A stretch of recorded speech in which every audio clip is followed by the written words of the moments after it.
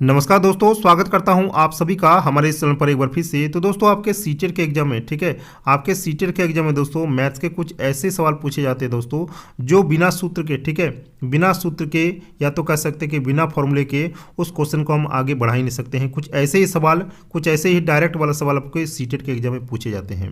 आप लोग previous years में उठा के देख लीजिए पेपर, ठीक है, आपको ऐसे सवाल बहुत सारा मिल जाएगा जिसमें आप लोग का फॉर्मूला बेस्ड क्वेश्चन देखने मिलेगा। ठीक है, तो चलिए दोस्तों आज आपको इस वीडियो में वही सब कुछ क्वेश्चन मैं लेकर आया हूं जो आपको मैं दिखाने वाला हूं दोस्तों इस वीडियो में। तो लास्ट तक आप लोग देखिए क्योंकि एक एक क्वेश्चन दोस्तों आप लोग के लिए बहुत ही फायदेमंद साबित हो सकता है। देखिए एक नंबर का जो सवाल है दोस्तों कि एक वर्ग का विकर्ण जो कि दिया हुआ है 8 सेंटीमीटर दिया हुआ है, तो इसका हमको एरिया निकालना है यानी क्षेत्रफल निकालना है। तो दोस्तों इसका वर्ग जो होता है, वर्ग का जो आपको फिगर होता है वो कुछ इस तरह से होता है ना, जिसमें आप लोग का क्या होता है दोस्तों, जिसमें आप लोग का क्या होता है, देखिए जिसमें इसका क्या होता है कि सभी जो भुजा होता है वो क्या होता है, समान होता है ना। एक वर्ग की सभी भुजा आप लोग का समान होता है, ये आप लोग भी जानते हैं। तो वर्ग का जो क्षेत्रफल होता है वो क्या होता है दोस्तों, वो आप लोग सबको जानते हैं कि भुजा गुना भुजा होता है। ठीक है, वर्ग का जो क्षेत्रफल होता है दोस्तों क्या होता है, भुजा गुना भुजा, यानी कह सकते हैं कि भुजा स्क्वायर होता है। तो दोस्तों जब आप लोग का विकर्ण दिया रहता है ना, जब आपका विकर्ण, वर्ग का विकर्ण ऐसे होता है, तो जब आपका विकर्ण दिया रहेगा तो इसके लिए दोस्तों क्या फॉर्मूला लगाना है क्षेत्रफल का, वो मैं आपको यहाँ पर लिख देता हूँ और आप लोग भी दोस्तों अपने कॉपी में नोट डाउन कर लीजिएगा। देखिए क्या होता है, विकर्ण जब दिया रहेगा तो विकर्ण का स्क्वायर कर दीजिएगा। ठीक है, विकर्ण का स्क्वायर अपन 2, ठीक है, यानी विकर्ण का स्क्वायर डिवाइडेड बाय 2, इस वाला फॉर्मूला को आपको लगाना है ऐसे टाइप के सवाल में। तो देखिए यहाँ पे आप लोग का जो दिया हुआ है वो विकर्ण कितना दिया हुआ है, आप लोग का दिया हुआ है 8√2 सेंटीमीटर। ठीक है, तो 8√2 सेंटीमीटर, 8√2 का क्या कर देंगे, स्क्वायर कर देंगे। नीचे में आप लोग का पहले से ही 2 है तो 2 हो जाएगा। क्या हो जाएगा यहाँ पे दोस्तों, 8 का अगर 2 बार लिखेंगे तो 8 8 64, तो 64 और गुना कितना हो जाएगा, √2 का अगर 2 बार लिखेंगे तो 2 हो जाएगा। तो नीचे में आप लोग का 2 पहले से ही मौजूद है तो 2 को 2 से काट देंगे। क्या हो जाएगा दोस्तों, आंसर आप लोग का 64 वर्ग सेमी, जो कि आप लोग का ऑप्शन नंबर बी में है। चलिए आगे बढ़ते हैं, नंबर 2 सवाल। और 2 नंबर में आप लोग देख सकते हैं कि एक आयत की एक भुजा दिया हुआ है कितना, 6 मीटर दिया हुआ है, और इसका विकर्ण जो दिया हुआ है यानी डायगोनल जो दिया हुआ है वो आप लोग का 10 मीटर लंबा है। तो आयत का हमको एरिया निकालना है, यानी इसका भी हम लोग को क्षेत्रफल निकालना है। तो दोस्तों एक आयत का जो फिगर होता है वो कुछ इस तरह का होता है ना। इसका विकर्ण दिया हुआ है, ठीक है, ये वाला जो विकर्ण होता है ये आप लोग का कितना दिया हुआ है, 10 मीटर दिया हुआ है, और इसका जो एक भुजा दिया हुआ है वो कितना दिया हुआ है, 6 मीटर दिया हुआ है। ठीक है, आप लोग 6 मीटर यहाँ भी कर सकते हैं। तो यहाँ पर बोल रहा है कि दोस्तों आयत का जो क्षेत्रफल है इसको हमको निकालना है। तो दोस्तों आयत का जो क्षेत्रफल होता है वो आप लोग जानते हैं क्या होता है, लंबाई गुना चौड़ाई होता है, यानी L गुना B। तो दोस्तों और एक होता है, अगर आप लोग को विकर्ण दिया रहेगा, ठीक है, तो और एक फॉर्मूला आप लोग याद रख लीजिएगा, A बराबर में क्या होता है दोस्तों, विकर्ण का स्क्वायर, ठीक है, यानी डायगोनल का स्क्वायर, विकर्ण का स्क्वायर, ठीक है, विकर्ण का स्क्वायर माइनस में भुजा का स्क्वायर, विकर्ण का स्क्वायर माइनस में भुजा का स्क्वायर, ये वाला फॉर्मूला होता है दोस्तों, और ये वाला आप लोग भी याद रख लीजिएगा। ठीक है, विकर्ण का स्क्वायर माइनस में भुजा का स्क्वायर।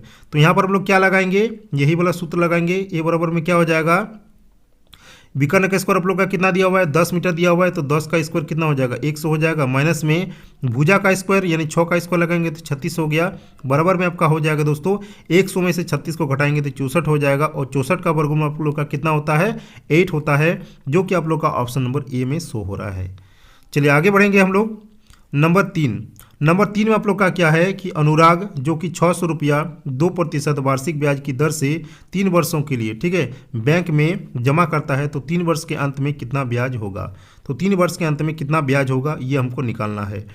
तो दोस्तों आप लोग का जो ब्याज का फॉर्मूला होता है यानी जो सिंपल इंटरेस्ट का फॉर्मूला होता है वो आपका क्या होता है कि SI बराबर में क्या होता है, B गुना R गुना T। ठीक है, ये होता है, यानी मूलधन गुना समय गुना दर बटे 100 होता है। यहाँ पर देखिए आप लोग का मूलधन जो दिया हुआ है वो आप लोग का 600 दिया हुआ है, तो 600 करेंगे, और वहाँ पर आप लोग का कितना दिया हुआ है, आर जो है, आर आप लोग का कितना है, 2% दिया हुआ है, तो 2 करेंगे, गुना में टी आप लोग का कितना है, 3 वर्ष दिया हुआ है, तो यहाँ पर 3 करेंगे, नीचे में आप लोग 100 करेंगे, तो यहाँ से 100 कट गया, और यहाँ पर आप लोग का कितना हो गया, 6 दूनी 12, 12 को 3 से गुना करेंगे तो 3 बार 36 हो गया। ठीक है, 36, जो कि आप लोग का ऑप्शन नंबर सी में है। ठीक है, तो ऑप्शन नंबर सी यानी 36 इस क्वेश्चन का आपका राइट आंसर हो जाएगा। आगे बढ़ते हैं दोस्तों, 4 नंबर सवाल। और 4 नंबर में आप लोग का है कि 600 ग्राम 2 किग्रा का कौन सा प्रतिशत है। ठीक है, कितना बोला दोस्तों, 600 ग्राम 2 किग्रा का 1 किलोग्राम बराबर में कितना होता है, 1 किलोग्राम बराबर 1 किलोग्राम बराबर होता है दोस्तों आप लोग का 1000 ग्राम होता है। ठीक है, तो 2 किलोग्राम बोला है तो 2000 ग्राम करेंगे, और गुना में दोस्तों यहाँ पर प्रतिशत बोला है, देख सकते हैं प्रतिशत बोला है तो प्रतिशत के लिए यहाँ पर 100 लग जाएगा। यहाँ से 2 जीरो कटा, यहाँ से 2 जीरो कटा, यहाँ से 1 जीरो कटा। ठीक है, और यहाँ से आप लोग काट सकते हैं तो 60 को डायरेक्ट आप लोग का 30 बार में कट जाएगा, तो 30% इस क्वेश्चन का आपका आंसर हो जाएगा, जो कि आप लोग का ऑप्शन नंबर बी में है। चलिए आगे बढ़ेंगे। नंबर 5 में आप लोग का क्या है दोस्तों कि 30 मीटर प्रति सेकंड की चाल को किलोमीटर प्रति घंटा की चाल में बदलें।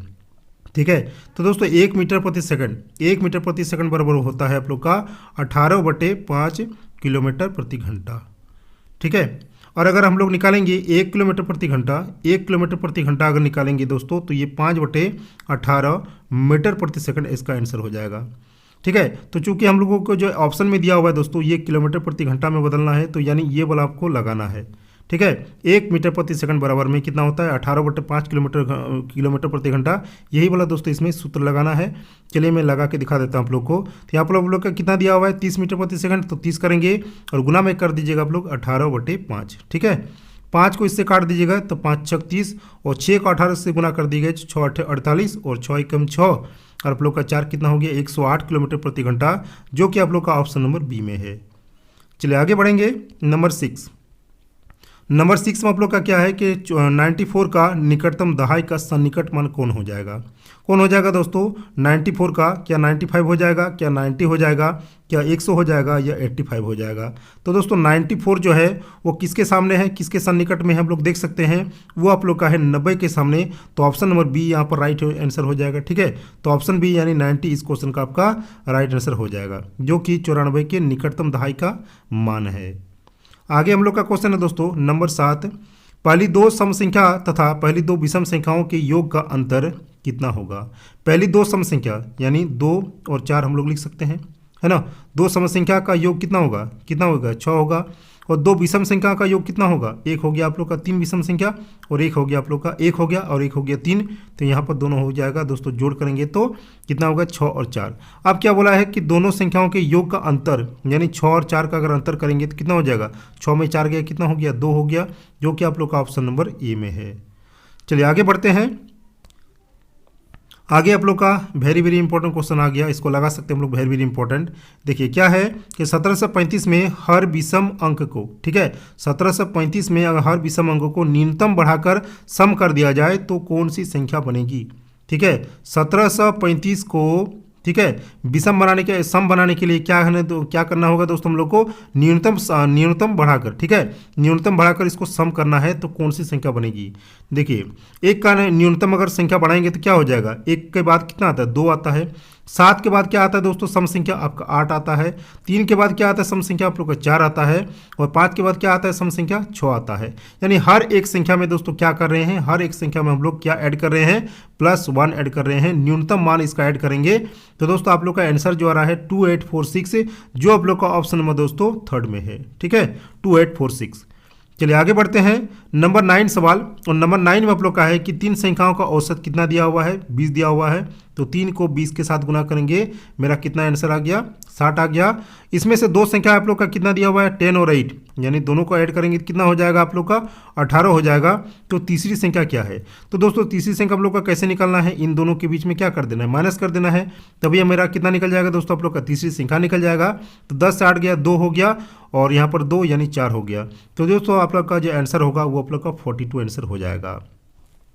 आगे बढ़ते हैं। नंबर 10, ये आप लोग का पैटर्न से संबंधित सवाल है। देखिए 1 आया, फिर 3, फिर आप लोग का 9, फिर आप लोग का 27, फिर आप लोग का 81, फिर आप लोग का 243। अब इसके बाद का जो आएगा वो क्या आएगा, ये हमको निकालना है। ठीक है, 1 आया, फिर 3, फिर 9, फिर 27, फिर आप लोग का 81, और फिर आप लोग का दोस्तों 243 आया। ठीक है, देखिए सभी में हमको क्या करना पड़ रहा है दोस्तों, 3 से गुना कर रहा है। ठीक है, सभी में 3 से हम लोग को गुना कर रहे हैं, तभी आप लोग का आ रहा है 3 एकम 3 आया, फिर 3 तिया 9 आया, फिर 3 को 9 के साथ गुना करेंगे तो 27 आएगा, 27 को 3 से गुना करेंगे तो 81 आएगा, तीन को अगर 81 के साथ गुना करेंगे तो ये आएगा। अब इसको भी दोस्तों क्या करना है, 3 से मल्टीप्लाई कर देना है, तो आप लोग का जो आंसर आएगा दोस्तों वो देख सकते हैं। 3 तिया 9 हो गया, 3 4 12 हो गया, 3 दूने 6 के 7 यानी 729 इसका आंसर आएगा, जो कि आप लोग का ऑप्शन नंबर बी में है। ठीक है, तो दोस्तों यहाँ पर टोटल जो क्वेश्चन था वो आप लोग का 10 क्वेश्चन था। और दोस्तों 10 क्वेश्चन में दोस्तों आप लोग का कितना राइट हुआ ये दोस्तों आप लोग एक बार कमेंट में जरूर कर दीजिएगा। ठीक है, मिलते हैं दोस्तों नेक्स्ट वीडियो में किसी और टॉपिक के साथ, तब तक के लिए जय हिंद, वंदे मातरम।